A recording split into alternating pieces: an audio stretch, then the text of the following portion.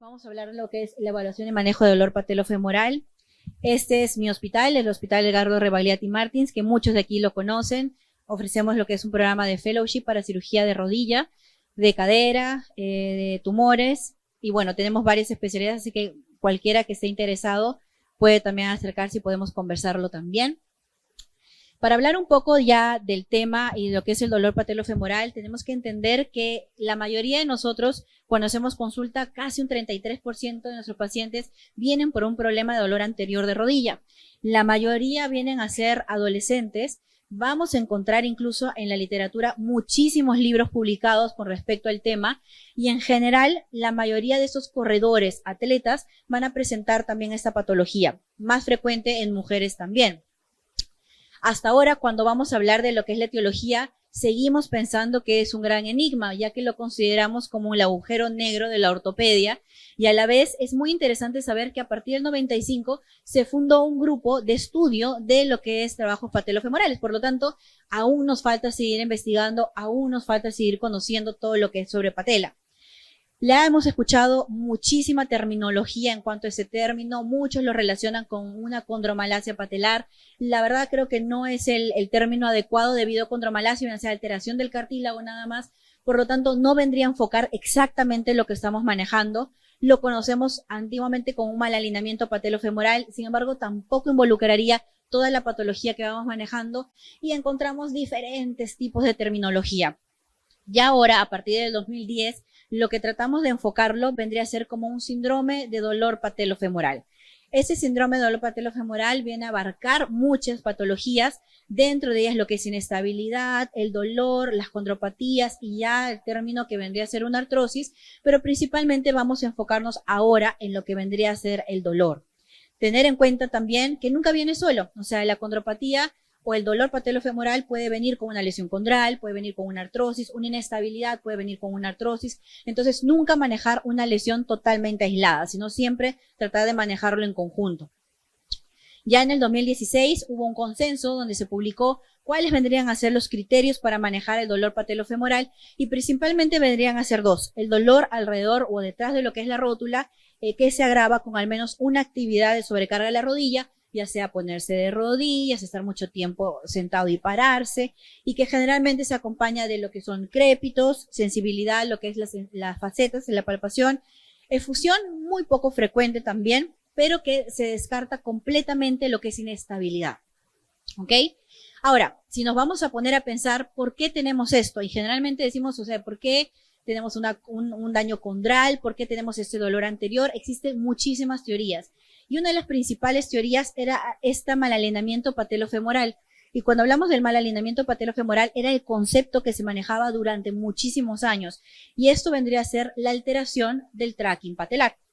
Cuando alteramos el tracking patelar, pues lo que pasa en nuestra carilla lateral es que va a haber una hiperpresión.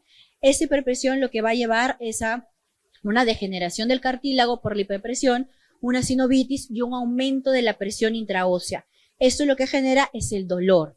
Pero también tengamos en cuenta que hay muchos pacientes que vienen con un dolor en la carilla medial y esos pacientes con la carilla medial lo que genera es una hipopresión patelar.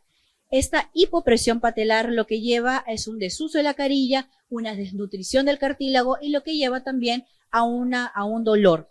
Ahora, es importante entender de que hay muchos malalineamientos que no tienen dolor y que hacen una vida normal, sin ningún problema, como también hay muchos malalineamientos operados que persisten con dolor. Por lo tanto, ¿realmente vendría a ser esta la causa? Probablemente no.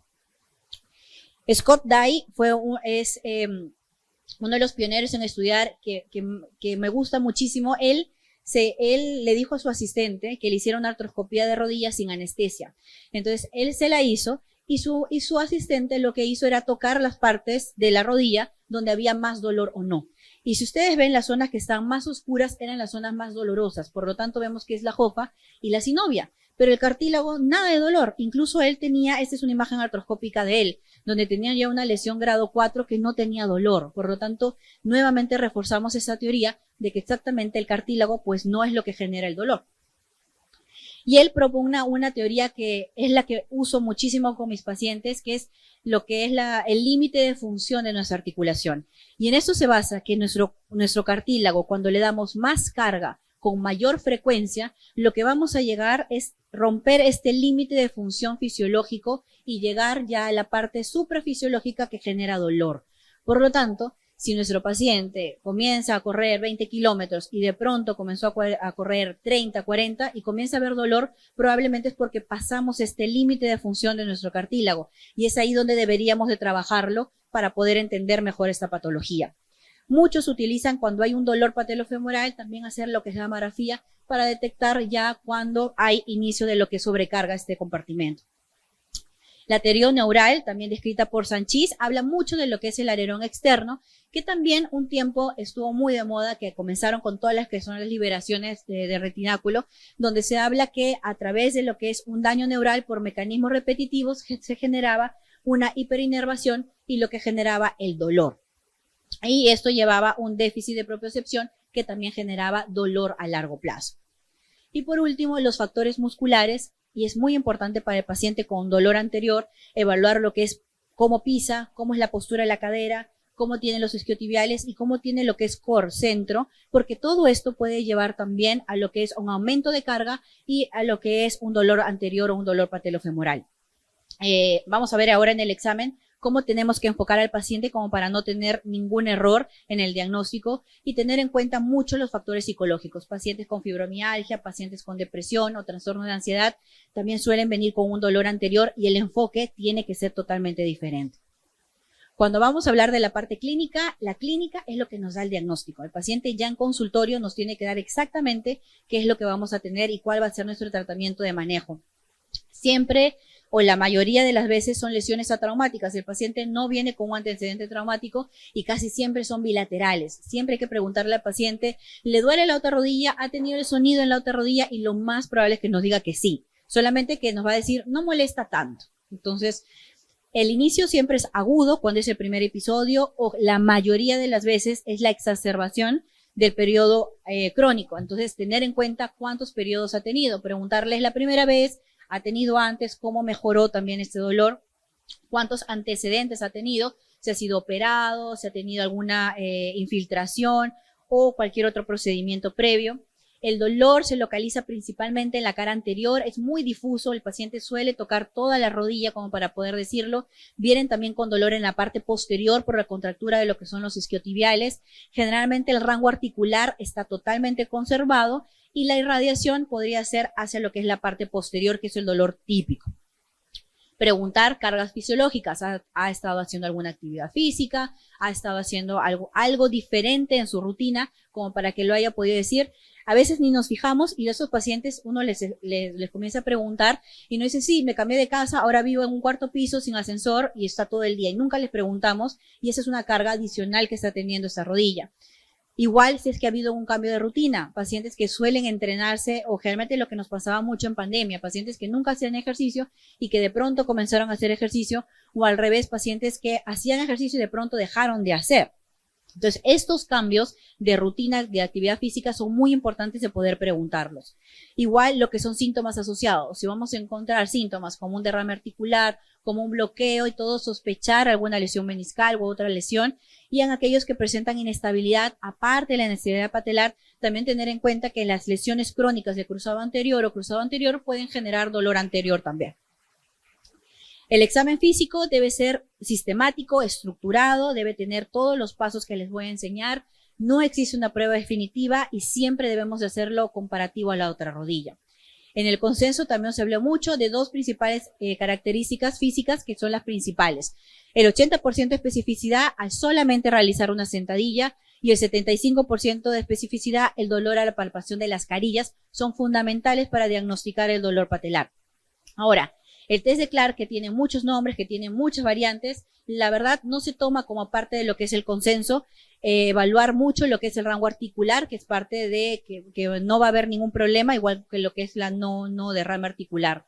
Al paciente primero, de pie, hacerlo caminar. Caminando podemos evaluar mucho lo que son anteversiones femorales, torsiones y también lo que es pisada, evaluar lo que es el eje, el alineamiento, si tiene un recurvatum o la rodilla está flexa, evaluar muy bien la postura de lo que son pies, muchos pies pronos, supinos. podemos manejarlo y aliviar lo que es el dolor de lo que es el dolor anterior. Lo que es la prueba del valgo dinámico, solamente hacerlo parar en una sola pierna y vamos a poder ver la alteración que pueda tener en el eje, y esto mucho tiene que ver con la parte de rotadores externos de cadera y lo que es core, tanto lo que son abdominales como lumbares también. Cuando el paciente está echado, ver derrame articular, palpar lo que son las carillas. A mí me gusta mucho palpar, ser muy sistemática, medial, lateral, anterior y lo que es el punto de Hoffa también. Y también valorar lo que es la altura patelar. Muchas veces aquí podemos con el examen físico sencillo poder evaluarlo, el signo de la J, que lo pongo principalmente para inestabilidad, pero sí tener un estudio muy completo de lo que es la articulación. Cuando hablamos de pruebas especiales, pruebas musculares, evaluar vasto medial oblicuo, evaluar lo que es la prueba del tilt. Es muy complicada para un paciente con una contractura de retina colateral y sobre todo cuando viene con mucho dolor, pero sí tenemos que tenerla presente. Y lo que son el test de Clark típico, ¿no? Que es contraer lo que es el cuádriceps mientras hacemos una presión de lo que es la rótula sobre la tróclea y el paciente va a tener dolor. Esa tiene muchas variantes. La verdad, cuando un paciente está muy dolorido, no es tan bueno hacerla porque tiene muchísimo dolor. Entonces, con los otros podemos ser suficientes. Cuando el paciente está sentado, el signo es saltamontes, que nos evalúa lo que es la prueba de tilt test también, y lo que es el ángulo Q, que ahorita casi ya lo estamos dejando de lado, por lo que puede variar mucho de acuerdo a las fuerzas que podemos tener en cadera y en tobillo también. Hay rotaciones de tibia que nos puedan generar incluso alteraciones en el ángulo Q. Y esa prueba que también a veces no la solemos hacer, el paciente cuando está echado, evaluar lo que es anteversión femoral. La prueba de Staeli es fundamental. Generalmente en pacientes más pequeños, adolescentes, vienen con una anteversión muy grande y que probablemente le planteemos algún otro tipo de tratamiento quirúrgico y probablemente no vayan a funcionar porque el problema vendría a ser en cambiar esta versión femoral. Otras pruebas para valorar isquiotibiales, cuádriceps, lo que es fascia lata, nos permite también ayudar mucho más. Y en cuanto a lo que es el enfoque radiográfico, permitimos ver lo que es una radiografía panorámica, permitimos lo que es una radiografía en carga, AP, lateral, lateral principalmente para valorar lo que es altura patelar, darnos una idea. Acordémonos que no estamos manejando lo que es inestabilidad, solamente lo que es el dolor y lo que son las radiografías axiales. Radiografías axiales en 30 grados, en 45 grados, para poder valorar bien el surco troclear o ver el contacto que hay entre la carilla con lo que es la rótula con el fémur. Las tomografías nosotros no las solemos pedir de rutina, solamente cuando hay una alteración torsional, ya sea una rotación de tibia o una anteversión femoral, las solemos pedir, si no, normalmente no. Solemos pedir una resonancia magnética, lo que es el cartigram, para poder valorar lo que es el cartílago. Muchas veces con esto también podemos sacar otras medidas, entonces con una buena resonancia magnética va a ser suficiente el estudio de este dolor. La escuela colombiana utiliza mucho lo que son gamografías para poder detectar a tiempo lo que vendría a ser una sobrecarga del compartimento también. Nosotros no lo solemos utilizar, es bastante complicado tenerla en el hospital, y las ecografías que la verdad han dejado de usarse, al menos para nosotros, por no tener buena especificidad. Entonces, tenemos un paciente que nos viene a consultorio con un dolor anterior, ya les hemos enfocado bien clínicamente, ya sabemos qué es lo que tiene, le hemos pedido los estudios, entonces, ¿qué hacemos? Y en esto de qué hacemos, es importante entender que la articulación patelofemoral siempre va a ser un gran desafío. Biomecánicamente es sumamente compleja, hay que restaurar lo que es la homeostasia, lo que llamamos normalmente, y también las lesiones en espejo son las más difíciles de tratar. Pero ya nos los dijo Voltaire, y nos dice que el arte de la medicina es entretener al paciente mientras la naturaleza cura la enfermedad. ¿Y esto qué significa? Pues no hacer nada. Entonces, en esto de no hacer nada, involucra mucho lo que es la consejería al paciente. Esos pacientes con dolor patelofemoral tenemos que hacerles entender de que van a tener picos de dolor muy agudo, como también va a tener picos que va a estar totalmente asintomático. Y esto va a ser cíclico de acuerdo a la patología que va a tener. Si ellos no lo entienden, probablemente van a pensar que siempre el tratamiento les falló. Y esto estaría en casa, pacientes que viven en cuartos, quintos pisos sin ascensor, pacientes que trabajan mucho tiempo parados. O sea, hay que preguntarle a estos pacientes si están sentados todo el día, como para poder dejarle tareas en casa de que puedan manejar lo que es el dolor. El tratamiento de inicio siempre va a ser conservador. Primero, identificar qué es lo que le genera el dolor, ya lo vimos ahora. Hay que disminuir las cargas, y acá cabe resaltar que es disminuir las cargas, no le estamos mandando a un reposo absoluto. El reposo absoluto nos lleva a lo que es manejar una atrofia muscular, por lo tanto, manejemos disminución de las cargas. Como les dije, Si mi paciente comenzó a correr 20, 30 kilómetros, bajemos a 10, bajemos a 5, para ir conociendo ese límite de función que tiene este paciente y volverlo a entrenar. Nunca lo dejemos en reposo. El manejo del dolor con lo que son antiinflamatorios y el programa de rehabilitación adecuado, que es fundamental. Este programa de rehabilitación se basa en lo que es descargar, rehabilitar y recargar. Por lo tanto, no reposo absoluto, descargar. Las terapias combinadas, manejamos mucho lo que es core. Yo he cambiado mucho lo que es mi programa de rehabilitación que le indico a los pacientes. Nosotros tenemos un muy mal servicio de rehabilitación y solemos nosotros indicarle qué es lo que va a hacer, y lo manejo mucho con lo que es core, con lo que es patrón de marcha. O sea, casi no manejo mucho lo que se manejaba antes, vasto medial oblicuo. Lo enfoco mucho más a lo que es una marcha adecuada, que manteniendo un core adecuado, rotadores de cadera y una buena pisada es más que suficiente. Las ortesis y los tapis también están indicados. A veces el paciente solamente para manejo muy agudo, 2 semanas, de ahí manejarlo solamente con lo que es fuerza muscular. La duración y frecuencia, 3 meses le dejamos como para poder ver cómo está evolucionando, 2 o 3 veces por semana. Y este fallo de tratamiento conservador yo lo manejo en 3, más o menos en 3 meses, como para poder pasar a la segunda etapa, que viene a ser las infiltraciones. Ya más o menos hemos escuchado en la charla anterior un poco. Yo le enfoco un poco más a la parte biológica, con el concepto de que si tenemos un daño biológico, ¿por qué no lo podríamos reparar con algo biológico? Entonces, en patela siempre hay literatura que vamos a encontrar lo que queramos. Vamos a encontrar literatura que nos va a ir súper bien, y literatura que nos va a decir que no sirve para nada. Por lo tanto, tenemos que seleccionar muy bien qué es lo que queremos conseguir en nuestros pacientes, para tampoco ofrecer cosas que no nos van a servir. Ya lo mencionaron también un poco. Yo sí manejo lo que son corticoides, sobre todo cuando hay una sinovitis en primera instancia. Se ha visto en la literatura también que manejarla dentro de lo que es una vez por año, podríamos manejarla sin ningún problema y ningún efecto de daño condral. Lo que es el ácido hialurónico, ya lo hemos escuchado también, sus diferentes presentaciones, aplicaciones, alto, bajo peso molecular, reticulado, no reticulado, creo que lo podemos discutir también porque hay bastante información al respecto, muy útil también. El uso de plasma rico en plaquetas, que la verdad está logrando un poco más de resultados funcionales a largo plazo, sobre todo porque ya es lo único que está involucrado dentro de lo que son consensos internacionales, que al menos el ácido hialurónico todavía no. Y lo que son las células madre o el BIMAC, que la verdad los estudios nivel 1 son 1 o 2, que todavía no podríamos dar conclusiones muy claras con respecto al dolor patelofemoral. Mi algoritmo, si el paciente viene con una sinovitis muy severa, con mucho dolor, nunca infiltro ácido hialurónico ni plasma, siempre pongo un corticoide. A la semana le suelo colocar ya con una rodilla desinflamada lo que me va a parecer mejor. Yo pongo o ácido hialurónico o el plasma rico en plaquetas, dependiendo de la situación en la que esté, la lesión en la que esté. Si es un paciente que recién comienza con un daño condral, comienzo con un ácido hialurónico una vez por año. Si me falla más o menos, que son 3 meses, puedo potenciarlo con plasma rico en plaquetas. Podemos conversarlo, bastante discutible también, pero generalmente ese es mi algoritmo de manejo. No suelo, un paciente con mucho dolor, no le suelo colocar ácido hialurónico, no suelo infiltrar tampoco a nivel suprapatelar lo que es el ácido hialurónico, sino directamente en el portal. El corticoide sí suelo ponerlo suprapatelar porque me llega directamente a la sinovia, que es donde quiero tratarlo. Cuando vamos a hablar de dolor patelofemoral y vamos a hablar de la parte quirúrgica, tiene que ser muy individualizado, tiene que ser lo menos posible que hagamos, porque la mayoría de lesiones condrales, casi en todas las artroscopías que nosotros hacemos, probablemente más de un 60% va a tener una lesión condral, y no quiere decir que la vamos a operar también.